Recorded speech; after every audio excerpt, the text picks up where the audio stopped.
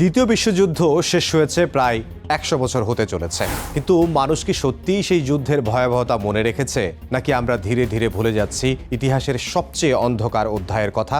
পৃথিবী আবারও শান্ত হচ্ছে, প্রযুক্তি যত এগুচ্ছে ততই বাড়ছে ধ্বংসের ক্ষমতা। মানুষ তৈরি করছে আরও উন্নত অস্ত্র আর জন্ম নিচ্ছে এমন এক শক্তি যাকে দেখা যায় না, কিন্তু যার আঘাত মারাত্মক। যুদ্ধ প্রযুক্তির আজকের পর্বে আমরা জানব ভবিষ্যতের সেই ভয়ঙ্কর যুদ্ধ বিমান F-47 নিয়ে।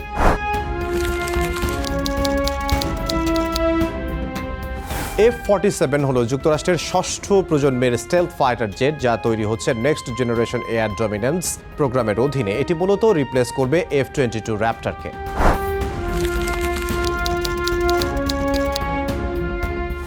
সুপার স্টেলথ এই বিমানের সবচেয়ে বড় শক্তি অদৃশ্য হওয়ার ক্ষমতা। শুধু সামনে নয়, সব দিক থেকেই রাডার এড়াতে পারবে এই বিমানটি। ডিজাইন হবে টেইললেস বা কম দৃশ্যমান। বর্তমানে F-35 লাইটনিং 2 এর থেকেও কম ধরা পড়বে রাডারে। অত্যন্ত বেশি রেঞ্জ, কম্ব্যাট রেঞ্জ 1000-এর বেশি নিউটিক্যাল মাইলস, মানে প্রায় 1800 কিলোমিটারের বেশি। এটি অনেক দূর থেকে শত্রুকে আঘাত করে নিরাপদে ফিরে আসতে পারবে। উচ্চ গতি, সর্বোচ্চ গতি মাখ 2 এর বেশি, অর্থাৎ শব্দের চেয়ে দ্বিগুণেরও বেশি গতিতে এটি চলতে পারে। এআই ও ড্রোন কন্ট্রোল। F-47 একা যুদ্ধ করবে না, এটি নিয়ন্ত্রণ করবে লয়াল উইংম্যান ড্রোন, অটোনমাস কম্ব্যাট ড্রোনস, মানে একটা F-47 সমান একসাথে পুরো একটি drone squad. Family of systems. F-47 শুধু একটা বিমান না, এটা একটা পুরো নেটওয়ার্ক। এটি যুক্ত থাকবে স্যাটেলাইট, ড্রোন, সাইবার সিস্টেম, অন্যান্য যুদ্ধ বিমান, সব মিলিয়ে একসঙ্গে যুদ্ধ করবে। Electronic warfare.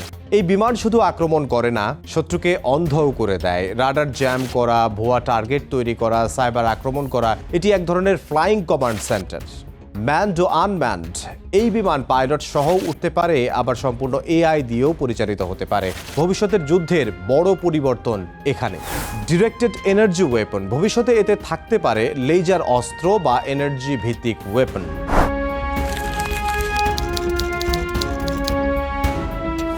F-47 হতে যাচ্ছে বিশ্বের সবচেয়ে ব্যয়বহুল যুদ্ধ বিমানগুলোর একটি। প্রতি ইউনিটে প্রায় $300 মিলিয়ন খরচ পড়বে, যা বর্তমানে F-35 এর তুলনায় প্রায় 3 গুণ বেশি। তবে ভবিষ্যতে এই খরচ কমানোর চেষ্টা চলছে।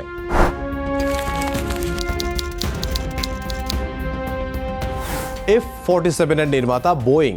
2020 সালে প্রোটোটাইপ টেস্ট করা হয়, 2025 সালে কন্ট্রাক্ট প্রদান করা হয়, 2028 সালে সম্ভাব্য প্রথম ফ্লাইট হওয়ার কথা রয়েছে, আর 2029-এর পরে অপারেশনাল শুরু হওয়ার কথা।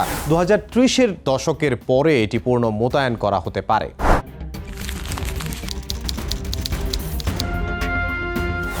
পরিকল্পনা রয়েছে 185টির বেশি বিমান তৈরি করার। ডেভেলপমেন্টটি কয়েক বিলিয়ন ডলার খরচ হয়েছে, পুরো প্রোগ্রাম 20 বিলিয়নের বেশি। সহজভাবে বললে F-47 শুধু একটি যুদ্ধ বিমান নয়, এটা ভবিষ্যতের পুরো যুদ্ধ ব্যবস্থা, যেখানে থাকবে এআই, ড্রোন স্কোয়াড, সাইবার যুদ্ধ এবং প্রায় অদৃশ্য স্টেলথ প্রযুক্তি।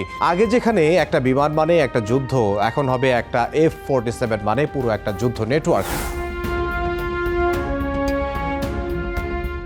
প্রশ্ন হলো, এই প্রযুক্তি কি আমাদের নিরাপত্তা দেবে, নাকি মানব সভ্যতাকে আরও এক ধাপ এগিয়ে নিয়ে যাবে ধ্বংসের দিকে?